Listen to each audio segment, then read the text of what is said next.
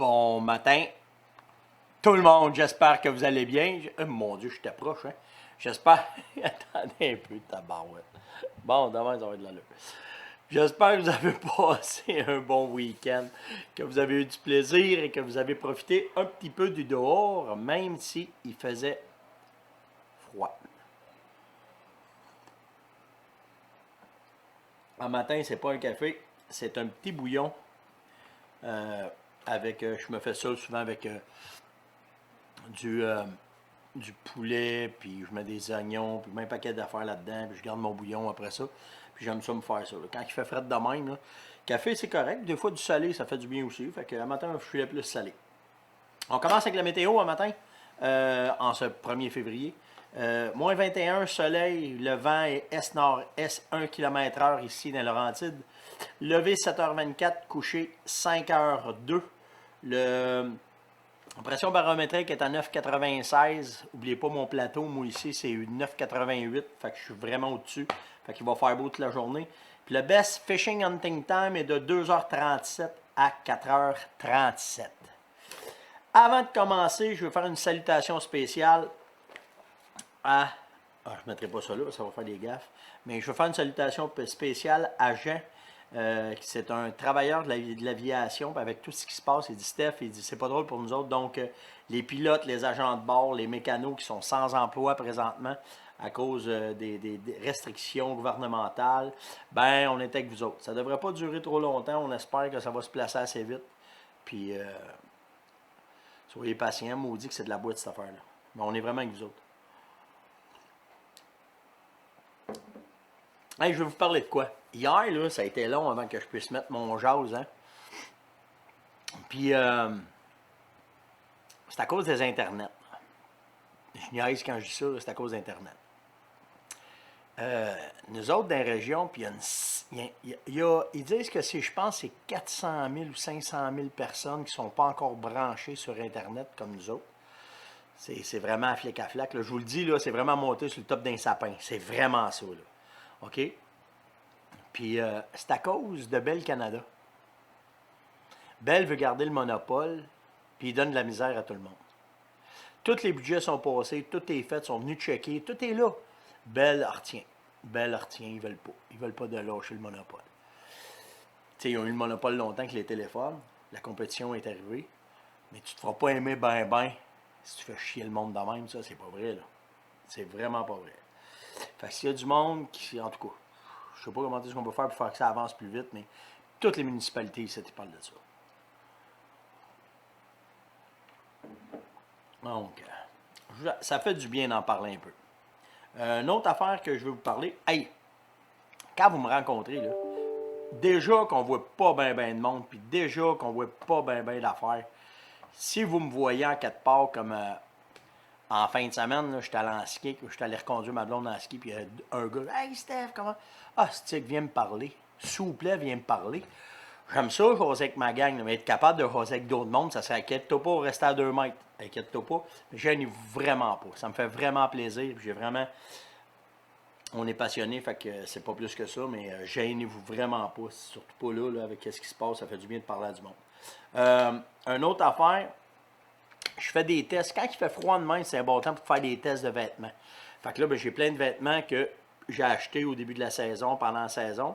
Puis, je veux m'en commander d'autres pour faire d'autres tests de vêtements. Pas capable d'en avoir. Tu sais, quand je vous dis, là, on manquait de stock à un moment donné, pas capable d'en avoir. Fait que, attendez pas, je vous le dis, les munitions, c'est la même affaire. Difficile d'avoir des munitions. Très difficile présentement. Je comprends, on est en plein hiver, puis ça presse pas, puis que la chasse saigne dans 6 mois, 7 mois, là, mais quand même. On va espérer que ça va se placer, mais moi, j'aime ça. Tu sais, je peux être à la dernière minute bien des affaires, là, mais quand c'est ma passion, j'attends pas. Fait que j'ai besoin de quoi, je vais le prendre tout de suite. Donc, c'est cela. Hier, bon, attendez, je vais avancer ça. Ici. J'ai Brian Martel qui me dit Steph, les leurres pour la chasse à l'ours, à part ce qui est sexuel. qu'est-ce qu'on peut mettre, qu'est-ce qui peut essayer d'amener nos ours à venir poche. Puis écoutez, pour l'ours, là, ça a été fou, là, je n'ai parlé hier, puis là, ça rentre. Je me garde un peu de gêne sur les techniques, puis sur toute la façon de faire le drum, puis tout le kit, parce que je me garde ça pour le 19 février quand je vais faire ma conférence. Mais je peux quand même vous en laisser des brides, là, c'est sûr et certain. Mais ce que je veux vous parler, c'est que ce que Brian me demande, les leurres, c'est qu'est-ce qu'on peut mettre d'autre pour essayer d'attirer les ours à nos drums. Mais la première affaire que ça prend, c'est un leurre longue distance. Puis après ça, tu vas aller avec un leurre courte distance. Le leurre courte distance, lui, il va sentir bien longtemps. Le longue distance, moi, ce que je fais, c'est que souvent, je vais prendre un morceau de coton fromage, je vais l'attacher, je vais prendre une branche, ben, pas un arbre, que je vais le descendre comme un spring, je vais attacher une corde après, je vais me mettre un chiffon après, puis là, je vais mettre le leurre longue distance. Souvent, c'est des leurres qui sont à base d'huile, qui vont sentir longtemps, puis là, je vais lâcher la branche. Fait elle va monter dans les airs. Fait que, tu sais, si je suis capable de le mettre à 10, 12, 15 pieds, c'est ça qui est de baisse. Puis là, ce qui va arriver, c'est que c'est le vent qui va faire charrier ça, puis qui va aller porter ça le plus loin possible. Fait que ça, c'est la première affaire. Tu peux aller aussi en porter sur le top d'une montagne. Fait que tu en mets un en haut, un en bas. Fait que celui qui est en haut, tu le mets encore plus haut, puis ça va sentir à la grandeur de la montagne. Fait que là, ben, si l'ours pogne ça, il va rentrer, puis il va venir voir. Une autre affaire qui est bien le fun à essayer, c'est si vous êtes capable de ramasser des peaux d'orignal pendant la chasse à l'orignal, faites-les geler. Puis tu vas mettre ça alentour de ton drum avec justement un leurre dessus. Puis ça va attirer beaucoup les corneilles, puis les autres aussi. Puis souvent la peau, je l'attache, je ne veux pas qu'ils partent avec. Pourquoi je fais ça? C'est que les oiseaux de proie, quand ils crient, quand ils sont sur un appât puis qu'ils crient, ça attire les prédateurs aussi. Fait que tu sais, le drum, c'est correct, mais souvent le drum, il est difficile d'accès. Les corbeaux et les corneilles ont de la misère à aller dessus. Mais avec une peau, ça fonctionne bien. Puis ils viennent voir, puis là, ça chiale, ça cacasse. Ils veulent pogner de la viande qu'il y a après ou des morceaux qui restent. Puis là, ça crée en masse. Ça attire les prédateurs. Fait que ça, c'est une autre affaire que vous allez... Ça, c'est naturel. OK? L'autre affaire que je fais, c'est que là, quand on parle de leur longue distance, courte distance, ben, je vais vous montrer. Attendez, je vais aller sur le... juste avant. Je vais aller avant d'un heure, puis je vais revenir à l'autre. Fait que ce que j'ai fait, c'est que je suis allé sur le site de la Fermonnette ce matin, puis je suis allé voir les produits que vous pouviez avoir pour les leurres longue distance, courte distance. Fait que le Sprez, ça c'est celui qu'il y a là. Je vais être capable de l'ouvrir. Ouais, ça y va, parfait. Le Sprez, lui, c'est ça l'odeur de chocolat que je vous parlais, que... attendez donc, je me suis tassé là. Et voilà. C'est ça que je vous parlais, que tu vas mettre sur ta thermacelle, que tu vas mettre alentour de ton drum, que tu vas mettre alentour de ta cache. Tu vas avoir ce produit-là qui va être alentour de toi, qui va sentir bon. OK? Ah ben oui, le cabochon. Tu sais pas comment revenir en arrière avec ce logiciel-là. Ben oui, je suis bien bon, moi, avec ça. Bon, ben, ça va rester de même quand même. Je vais vous l'expliquer. Je serais peut-être capable comme ça. Il va y aller. Ben ouais, je suis pas si pire, hein? Je suis pas si pire. Après ça, ben, il va y avoir un mixour. OK? Ça, c'est un leurre... ah oui, allez. Oh, les internets, hein? Les internets, je vais rester de même. Fait que, il y a un mixour qui est complètement à droite que vous voyez. Ça, c'est un leurre que moi, je vais mettre dans mon drum. OK? Je vais laisser ça là. C'est une odeur d'huile. Ça va sentir longtemps. J'en mets souvent sur le couvert. Je vais tout mettre ça. Puis après ça, ici, j'ai Animal. C'en est un autre. Celui-là, lui, il est plus longue distance. Lui, il sent l'anis. Il y a une odeur de sucré dedans. Fait que celui-là, ben, lui, il va aller chercher beaucoup de distance avec. Donc, c'est lui que je vais mettre sur ma branche et que je vais soigner dans les airs. Puis après ça, une odeur que j'adore travailler avec, c'est ces deux-là. En haut, là, ce que vous voyez en haut à droite, Bivium, puis l'autre galon en bas de Bivium, bien ça, c'est de l'odeur synthétique de castor. Fait que ça, l'avantage de ça, c'est qu'ils sont fous du castor. Fait qu'en mettant, Bivium, c'est un sac avec l'odeur de castor dedans. Quand tu n'es pas capable d'avoir de castor, c'est une belle alternative. Ça aussi, je vais l'accrocher haut dans les arbres. Fait que ça va faire la job. Puis le gallon de Bivium en bas, ben lui, c'est lui que je vais mettre dans mon drum. Mais je m'en garde, là, je ne le mets pas tout au complet, ça sent en masse. Là. Je le mets avec ses parois, puis ça sente le castor, puis qu'ils viennent voir, puis qu'ils cherchent qu'est-ce que c'est. Puis là, ben, ça le permet de l'avancer, puis de le faire travailler sur mon drum, ou travailler sur mon spot. C'est à peu près comme ça que je travaille là, avec ces leurres-là, OK? Mais à base, là, OK? Si j'ai un leurre à mettre partout, dans tout ce que je vais faire, c'est un leurre à castor, OK? Le Bivium, ou si vous avez du castor naturel, ou si vous avez des tondreux de castor, pour l'ours, c'est merveilleux, ça fait un job d'enfer. Puis après ça, ben, c'est naturellement ce que vous allez mettre dans votre drum. Mais ça, on va en reparler plus tard. L'autre affaire, je voulais parler, je fais mon... Oh, on va placer ça. Sans vouloir refaire... J'ai parlé avec Guy aujourd'hui, OK? Guy m'a écrit, il m'a dit, Steph, il dit, dans une de tes émissions, tu as parlé que la femelle, elle restait 3 ans avec les petits, puis j'ai trouvé ça drôle, j'ai été faire le tour, puis ça semble être à peu près 18 mois de ce qu'il dit. Mais toi, il dit, pourquoi tu dis 3 ans? Ben, parce que je pensais que c'était 3 ans.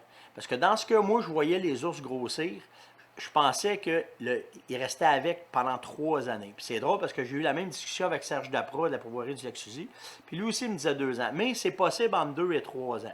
Bon, on va rester là-dedans. C'est entre 18 et 24 mois que les petits restent avec la mère. Comme ceux-là, c'est des très petits. Là. Ça, eux autres sont venus au monde là, au printemps. Mais après ça, ils vont devenir un petit peu plus gros. Puis là, c'est là qu'elle va les laisser. Mais c'est ça. Je voulais juste remettre les pendules à l'heure là-dessus. Comme j'ai dit à Guy, j'ai pas la science infuse de la chasse. Ça se peut, des fois, je me trompe, mais ça arrive. Ça arrive, puis je suis content qu'il y ait quelqu'un qui vienne me le dire. Puis, hey Steph, check ça. Puis il a raison, c'est entre 18 et 24 mois. Puis après ça, ben naturellement, c'est là qu'il est adolescent, puis qu'il va faire ses niaiseries, comme un humain. Puis que là, on les voit arriver un peu partout. Puis c'est. Qu'on les voit arriver ses drums, qu'on les voit arriver d'un camp, qu'on les voit arriver d'un vidange, parce que quand il lâche sa mère, c'est là qu'il ne sait pas trop, ça lui prend un petit peu de temps à se replacer, à se retrouver dans sa vie. Jonathan Lalonde m'a demandé, le dortoir, Stéphane, comment on les reconnaît? Ben, par les couches, OK, la photo du centre, la photo d'en bas dans la neige, c'est des photos pour te montrer à peu près quand ils vont se coucher dans l'arbre, tu vas les voir. Dans la neige, c'est facile parce que c'est un rond, puis s'ils restent dans la neige longtemps, ça fait de la glace. Mais tu vas remarquer aussi, si tu regardes la photo d'en haut, souvent tu vas trouver du crottin. Puis quand tu trouves le crottin, de même, souvent c'est dans des places qui n'ont pas de nourriture. Regarde, comment ça se fait que... Ben, c'est parce que un chevreuil, là, 70% de son temps, il dort. Ben, il est couché. On va pas dire qu'il dort, mais il est couché. Parce que dans le 30%, il faut qu'il se remplisse la panse. À part du temps du rut. Donc, on va parler à la normale. Fait que là, ben, le temps qu'il digère, il se couche comme une vache, puis là, il va ruminer, puis il va faire travailler son estomac. Quand il finit de ruminer, souvent, quand il va se lever, il va uriner, puis il va déféquer. Fait que s'il fait ces deux actions-là, ben c'est souvent dans les dortoirs que vous allez en retrouver. Fait que si, tu sais, d'un bûcher que tu retrouves du crottin, c'est normal. Que dans des sous, dans des sous, voyons, pas des sous-couches, tu vas en trouver, c'est normal aussi parce qu'ils se nourrissent. Ils le font aussi. Mais souvent, quand ils sont couchés dans un, tu sais, tu arrives dans un bois sale, tu trouves du crottin un peu partout, souvent, c'est des places qui vont se coucher. Essaye de trouver les places le plus surélevées possible.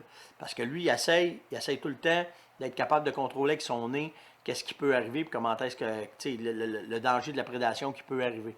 Fait que, tu sais, dans le bois sale, sur les tops de buton, c'est sûr qu'en été, dans les champs, ils n'ont pas de problème. Ils vivent dans le blé d'Inde, tu sais, puis ils vont dormir là-dedans. J'ai déjà chassé le chevreuil au mois d'octobre dans le blé d'Inde, puis on marchait d'un rang, puis on les tirait à l'arc parce qu'ils étaient couchés 2-3 rangs à côté de nous autres.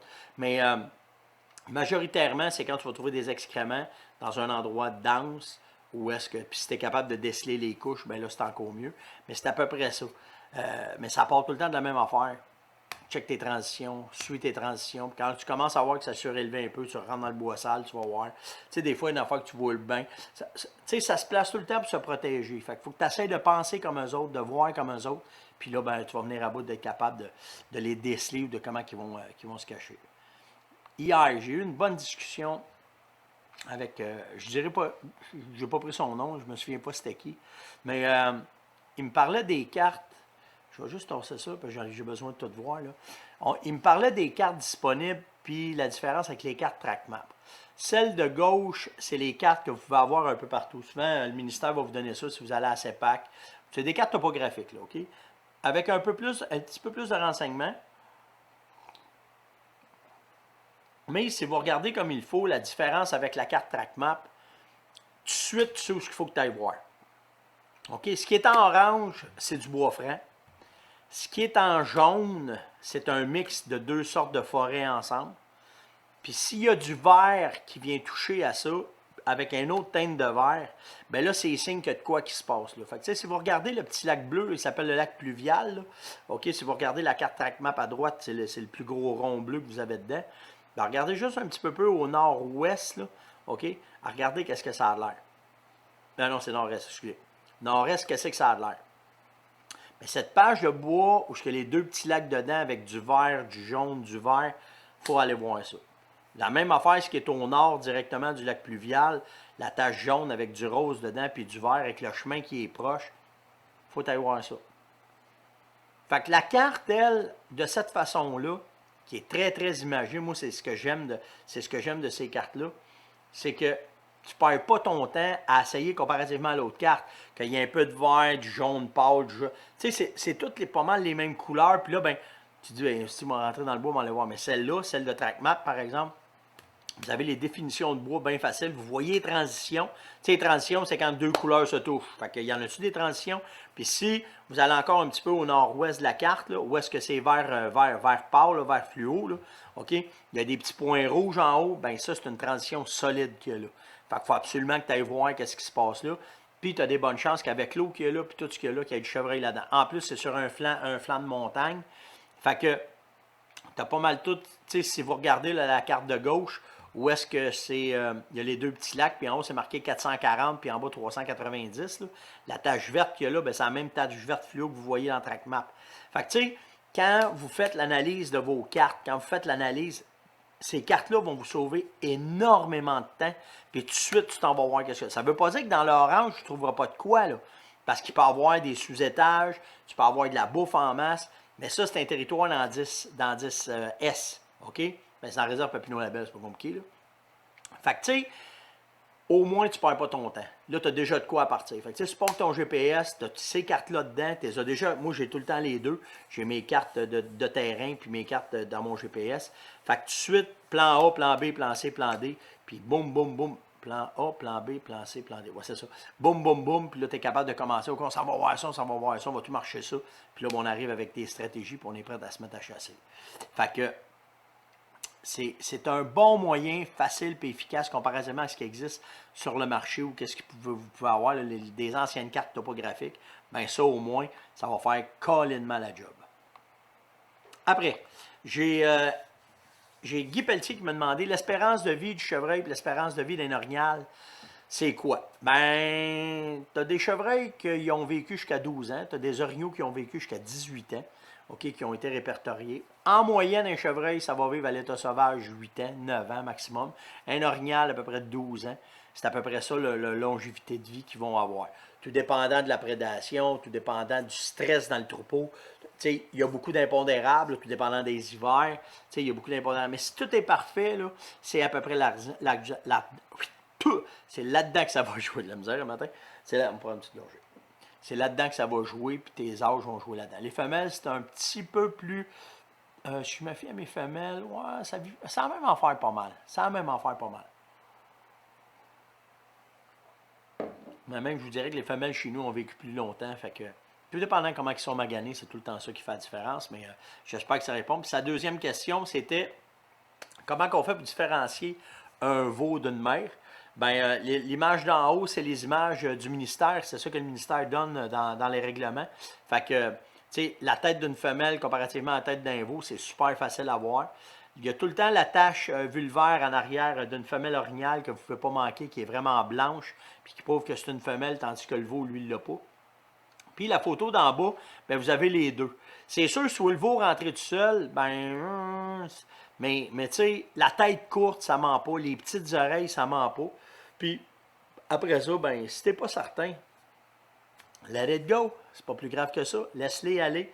Puis tu verras bien qu'est-ce que plus tard, mais prends pas la chance de te mettre dans la boîte pour une bébite, puis le stress que ça occasionne, puis le kit. Mais tu sais, de cette façon-là, puis un autre truc que je peux te donner, c'est d'aller sur Internet, puis j'en ai vu là, des photos, il y en a plein.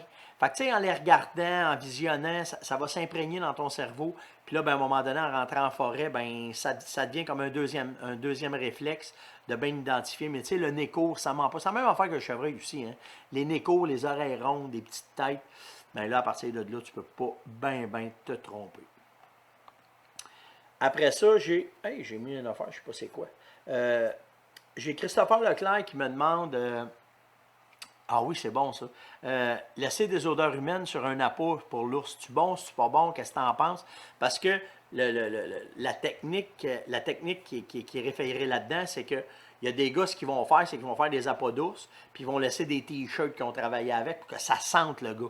Que l'ours s'habitue à cette senteur-là, puis que là, à force de mettre ça, ben l'ours, il aura plus peur, puis il va rentrer, puis il se méfiera pas de rien, puis là, ben ça va bien aller.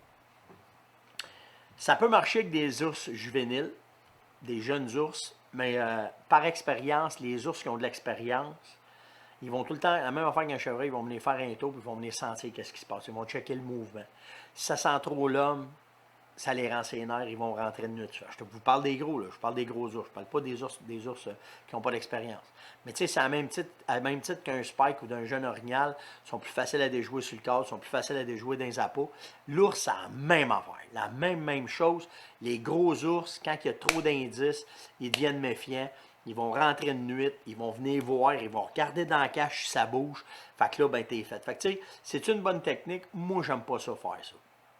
Je te dis pas qu'il y en a qui le font et que ça marche pas.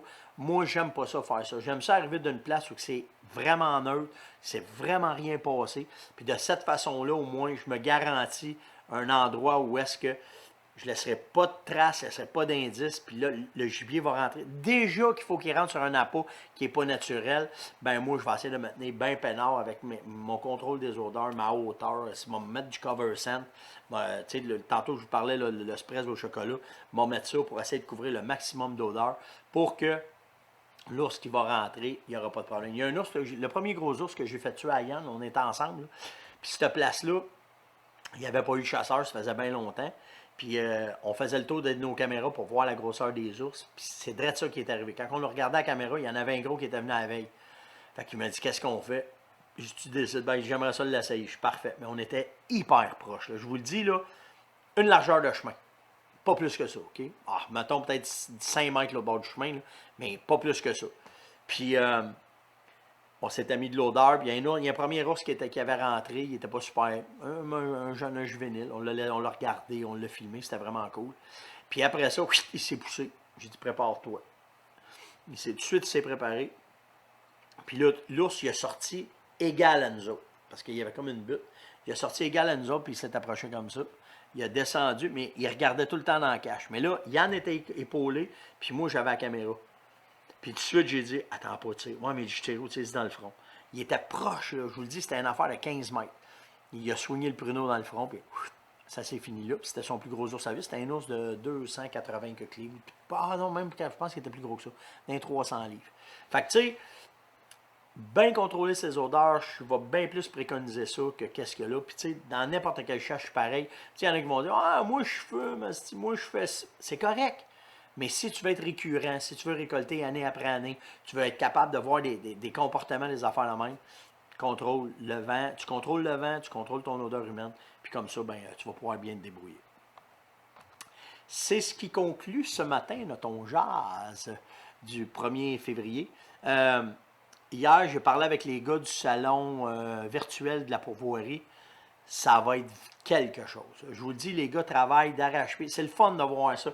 Le COVID, là, ça l'a amené un paquet d'affaires. Là. Mais de parler avec David hier, là, puis il m'a montré où est-ce qu'il s'en allait avec le salon. Puis quand vous allez rentrer, puis vous voyez tous les pourvoyeurs, c'est sharp, c'est clean.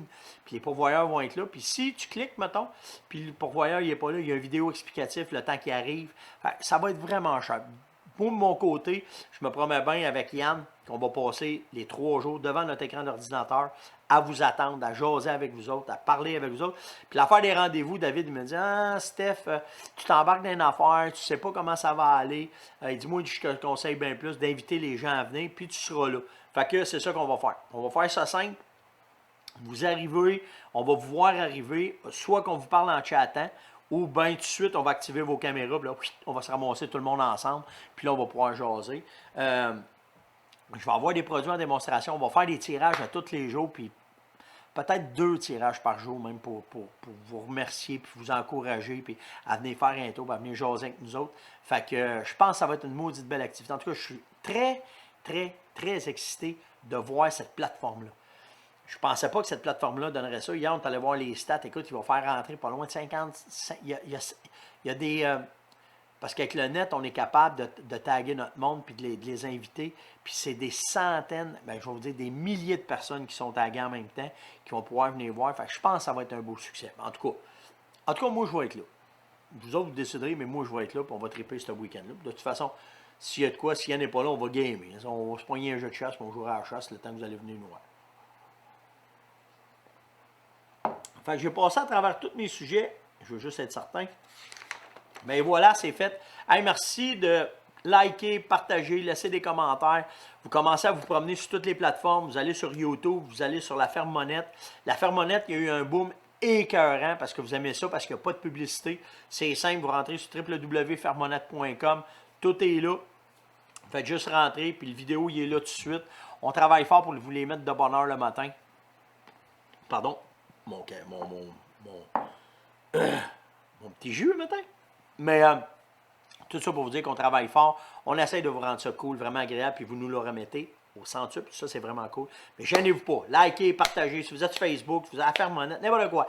Il me reste encore des messages d'hier que je n'ai pas réussi à répondre. Mais j'essaie de tous les passer un par un. Yann commence à me donner un coup de main parce qu'il y en a pas mal. Mais c'est moi et Yann qui est là-dessus. Fait que c'est notre projet, puis on tripe vraiment. Fait que on se revoit demain matin. Passez une excellente journée, puis on se voit demain tout le monde. Ciao. Oh,